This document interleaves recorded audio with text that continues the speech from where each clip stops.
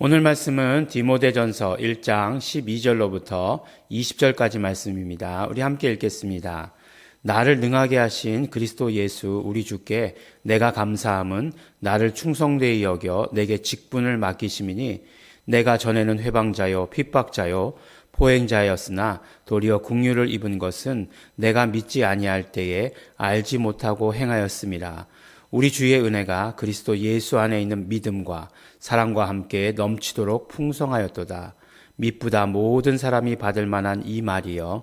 그리스도 예수께서 죄인을 구원하시려고 세상에 임하셨다 하였도다.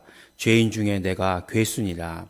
그러나 내가 긍휼을 입은 까닭은 예수 그리스도께서 내게 먼저 1절 오래 참음을 보이사 후에 주를 믿어 영생 얻는 자들에게 본이 되게 하려 하심이니라. 만세의 왕 곧 썩지 아니하고 보이지 아니하고 홀로 하나이신 하나님께 존귀와 영광이 세세토록 있을지어다. 아멘. 아들 디모데야, 내가 내게 이 경계로서 명하노니 전에 너를 지도한 예언을 따라 그것으로 선한 싸움을 싸우며 믿음과 착한 양심을 가지라.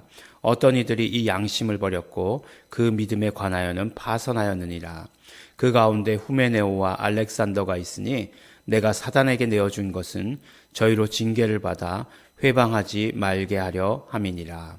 아멘. 네, 우리 디모데 전서는 사도 바울이 디모데, 아들과 같이 여기는 디모데에게 보내는 편지다. 제자죠. 그래도 제자인데 아들과 같이 여기는 제자인 디모데에게 보내는 편지다.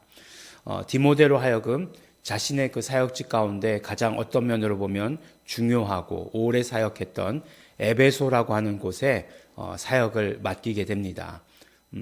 가만히 보면 나중에 요한도 그 사도 요한이요. 사도 요한도 에베소에 오래 머물러 있었어요. 뭐 반모섬에는 유배를 갔다 온 것이지 사도 요한의 무덤도 에베소에 있다고 합니다. 네. 왜냐? 왜 이렇게 말씀드리냐? 제가 직접 본 것은 아니기 때문에 보고 싶으냐? 네, 요새는 뭐 인터넷이 하도 잘 돼 있어서 예, 뭐 그런 거 있잖아요. 걸어서 세계까지인가 뭐 그런 프로그램들, 뭐 그런 프로그램들과 비슷한 프로그램들이 또 유튜브를 보면 굉장히 많아요. 그래서 뭐 에베소, 요한의 무덤 치기만 하면 누가 가서 미리 가서 다 찍어놨기 때문에 네, 그걸 보면 됩니다. 네, 여행은 뭐 다른 목적으로 가죠. 뭐 예. 어쨌든지간에 네, 무슨 얘기를 하려다가 잊어버렸는데 네, 에베소라고 하는 그런 큰 사역지를 맡겼어요. 근데 말씀드렸듯이 에베소라고 하는 것이 큰 사역지다 보니까 험한 일이 많았다라고 하는 거죠. 정말 영적으로도 혼탁했고 그 다음에 뭐 사람들을 돌보는 그런 일들이 사역이라고 하는 것이 쉬웠겠습니까? 예. 제가 누구한테 후배 되는 그 목사한테 그렇게 얘기한 적이 있어요. 예. 주일 예배가 끝나고 마음이 편하면 그건 목사가 아니다. 네, 그런 얘기를 했던 적이 있었어요. 그 마치 그 뭐 소금 장수, 집신 장수 아들을 둔 엄마와 같은 어미와 같은 마음이 목사의 마음이죠. 네. 어떤 분이 정말 할렐루야, 뭐 감사합니다라고 해서 나오면 또 어떤 분은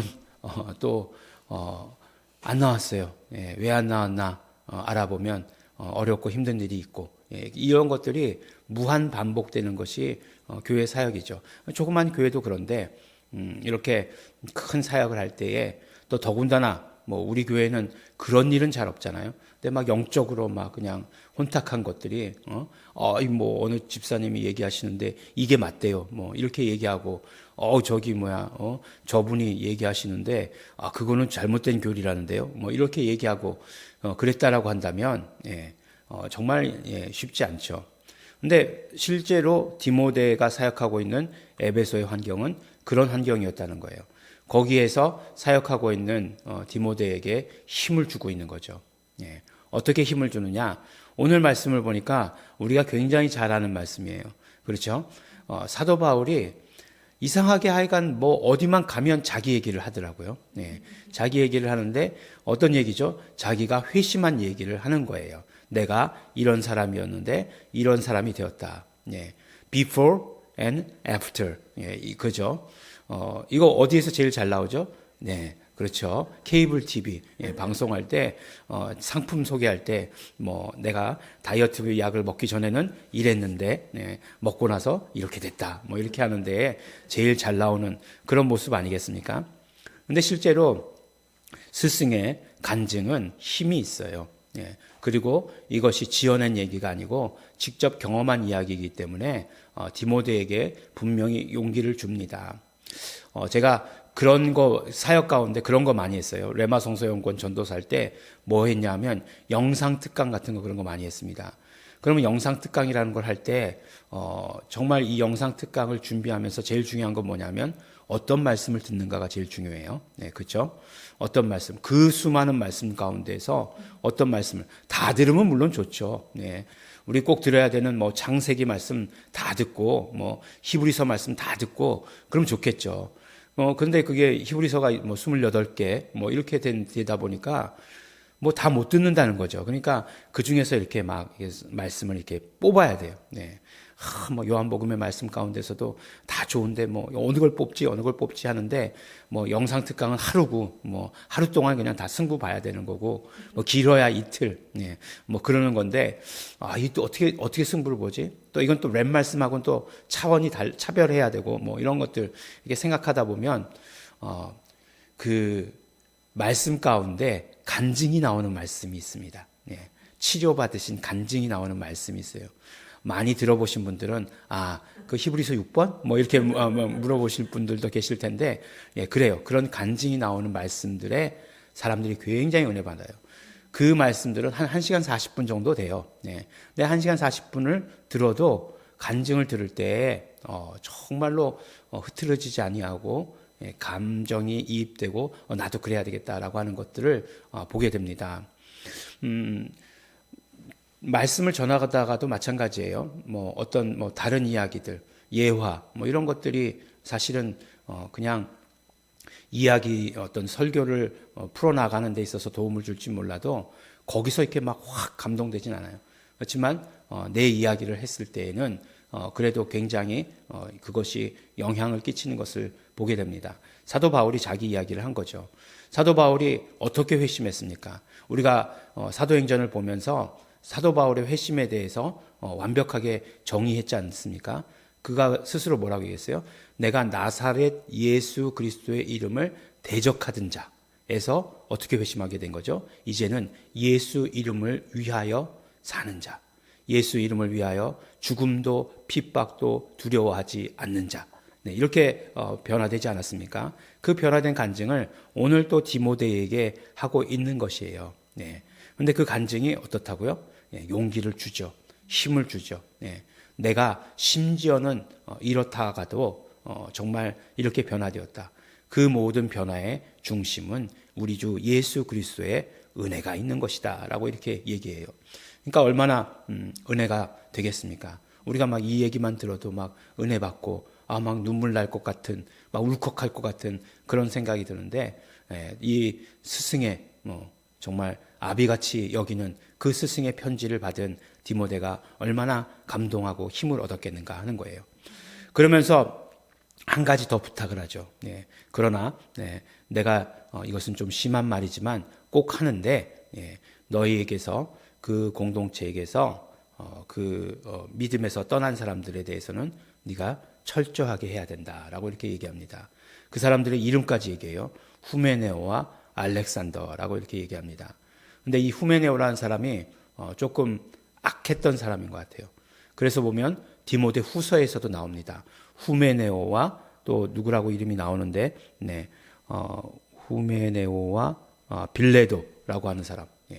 후메네오와 빌레도를 뭐라고 얘기하냐면 독한 창질이다라고 이렇게 얘기하는 거예요. 전염병이죠. 근데 이 사람들이 뭐라고 밝혔냐? 부활이 이미 지나갔다라고 이렇게 가르쳤다는 거예요. 이 사람들은 굉장히 영지주의에 빠진 것이죠. 그러니까 어떤 면으로 이야기하면 정말 복음이 아닌 다른 사상에 빠져 있는 거예요. 뭐 영지주의 멋있게 얘기해서 좋은 것 같지만 영은 거룩하고 육체라고 하는 것은 잠깐 영을 담는 그릇밖에 되지 않는다. 근데 문제가 뭐죠? 육체의 부활은 그렇기 때문에 없다는 거예요. 그렇게 얘기하면 굉장히 큰일 나는 거죠. 요한 사도가 뭐라고 얘기했죠? 예. 부활이 없다는, 육체의 부활이 없다는 사람들이 뭐라고요? 적 그리스도다라고 이렇게 얘기했어요. 예. 그렇기 때문에 굉장히 심각한 거죠. 분명히 우리의 가르침, 예수님께서 가르쳐 주실 때 육체의 부활이 있다라고 이렇게 말씀을 해 주십니다. 그리고 알렉산더라는 사람의 이름도 또 나와요. 나중에 구리 장색이라고 얘기합니다. 그러니까 구리를 세공해서 먹고 사는 사람인데 그가 굉장히 나를 괴롭혔다라고 이렇게 얘기하죠. 그러니까 뭐 양심을 저버리고 믿음을 저버리고 한 거는 둘째치고 그 다음에 정말 그 적극적으로 그러니까 자기가 자기 믿음만 버린 것이 아니라 적극적으로 공동체의 믿음을 파괴했다라고 하는 거예요. 그래서 그 사람들은 사단에게 넘겨주었다라고 이렇게 얘기합니다. 사단에게 내어주었다라고 얘기해요. 그런데 이게 여기서만 사단에게 내어주었다라고 얘기하니까 사단에게 내어주었어? 라고 이렇게 얘기하지만 이 똑같은 단어가 어디에 쓰였다고요? 네, 그래요. 로마서예요. 로마서 1장에 보면 뭐라고 얘기하시죠? 그냥 내어버려 두사 이렇게 얘기하잖아요. 그 내어버려 두사가 어떤 단어가 쓰였느냐? 내어줬다라고 하는 이 단어랑 똑같은 단어가 썼어요. 파라디돔이라고 하는 넘겨주었다라고 하는 단어가 쓰였는데 이것은 무엇이냐면은 그러니까 넘겨준 거예요. 그러니까 내가 누구에게 넘겨주었어요. 그러면 양도했다는 얘기죠. 그러면 누구예요? 받는 사람이 있어야 되는 거잖아요. 받는 사람이 사단이에요. 그러니까 거기서나 여기서나 다 마찬가지고 그런 것이에요. 내어버려 두었다라고 이렇게 얘기하는 거예요. 그러니까 어떤 면으로 얘기하면 가장 심한 그 어떤 벌이 내어버려 두사라고 이렇게 얘기하는데 그거예요. 이것도 다 똑같은 단어가 쓰인 거예요. 넘겨주었다. 사단에게 넘겨주었다라고 이렇게 말씀하고 있습니다. 근데 사단에게 넘겨주면 다시 찾아올 수 있을까요? 잘 모르겠네요. 두 번은 안 되는 것 같아요. 그렇습니다. 그런 사람들, 공동체에 대해서, 공동체에 해악을 가하는 사람들에 대해서 철저하게 보호받아야 된다라고 하는 것을 마지막으로 권면하고 있는 것을 보게 됩니다. 그래요. 언제나 우리가 공동체는 보호받아야 됩니다. 공동체 가운데 뭐 부정적인 거 이런 거 있을 수 있어요. 그렇지만 잘못된 것들을 집어넣으려고 하고 그런 의도를 가지고 있는 것은 안 된다. 어떻게 된다고요? 사단에게 넘겨준 바 된다라고 이렇게 말씀합니다. 그래서 마지막 부탁의 말씀을 하고 있습니다. 어쨌든지 간에요. 우리 정말 이 디모데가 이 사역을 통해서 그 또 스승 아비와 같은 그 바울의 간증을 통해서 힘을 얻고 또 에베소 공동체를 바라보고 에베소 공동체를 보호하는 일에 분명히 또 힘썼을 것이다라고 이렇게 믿습니다. 기도하겠습니다. 하나님 아버지 감사합니다. 오늘도 우리에게 말씀 주시고 말씀으로 힘 주시고 능력 주시는 것 너무나 감사하고 고맙습니다. 우리가 살고 있는 이 세대가 에베소 교회보다 더 악합니다. 하나님 아버지 우리에게 힘 주시고 능력 주시고 그러므로 말미암아 언제나 우리 공동체를 보호하고 그러므로 말미암아 우리가 정말 더 용기 내어서 복음의 일을 온전히 더 잘 감당할 수 있도록 아버지 하나님 축복하여 주시옵소서. 모든 것이 예수 그리스도의 은혜인 것을 우리도 고백합니다. 예수 그리스도의 은혜에 따라서 우리 정말 풍성할 수 있도록 축복하여 주시옵소서. 감사드립니다. 예수님 이름으로 기도드렸습니다. 아멘. 우리 함께 기도하실 때 그러므로 우리 성령님께 간구하며 기도하겠습니다. 성령님 우리 마음 가운데 충만히 역사하여 주시옵소서. 성령 충만을 소원합니다. 그래서 우리가 이 땅의 삶에서 정말 복음으로 말미암아 담대하게 하여 주시옵시고 또 복음으로 말미암아 우리 공동체를 보호하며 나갈 수 있도록 되기를 소원하고 바랍니다. 우리 다 같이 통성으로 기도하시겠습니다.